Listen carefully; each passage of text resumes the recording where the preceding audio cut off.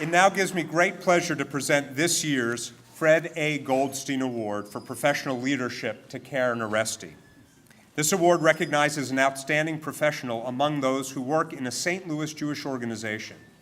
Karen's work with the Anti-Defamation League has been invaluable this year in particular, as a series of crises beginning with the Kansas City shooting in April brought our community together, and in partnership with the JCRC, the ADL, and Karen Oresti have been leaders of keeping this community secure. She has an immense impact not only on our Jewish community, but the greater St. Louis community, and I'm honored not only to call Karen a colleague, but also a friend. Listen as Karen talks about her work and what leadership means to her.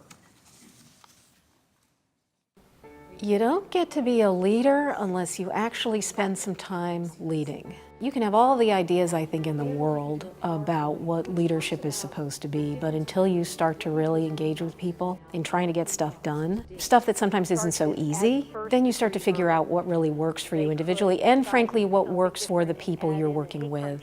My involvement with the Jewish community exists on a number of different levels. I sit on a number of different agencies and we do an awful lot of collaborative work. My office is not a large one, so in order to get stuff done, it's really all about the partnership. Primary programs with the Holocaust Museum and Learning Center. We've done legislative advocacy with NCJW and our friends at Hadassah. Wherever I can assist the Federation community and the Jewish community broadly, I'll do that. I think that the conversation around fighting hate and anti-Semitism is something that every agency within the Federation has the strength to play in on, and just to enter the conversation from their own unique lens. The value in that for the broader community is that everybody gets to hear a slightly different approach to how that work can be done, and that's a better thing.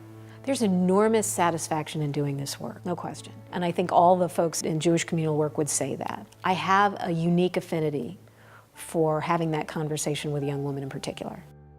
And it struck me over the years that that's actually become a much stronger aspect of how I model my work, mostly for young women. I feel that I am doing the best that I can. But it's not just about me.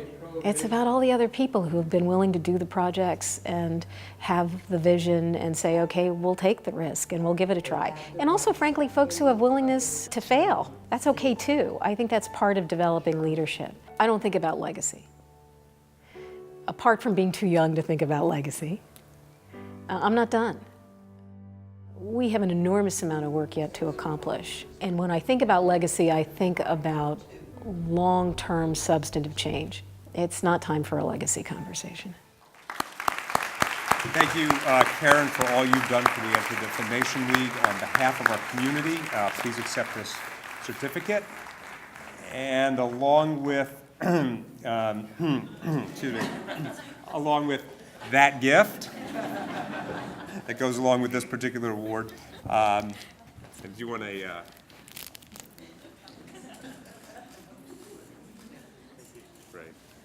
All right, there you go. Stay right there. I would like to ask all past recipients of the Goldstein Award here this evening to stand to be recognized with Karen.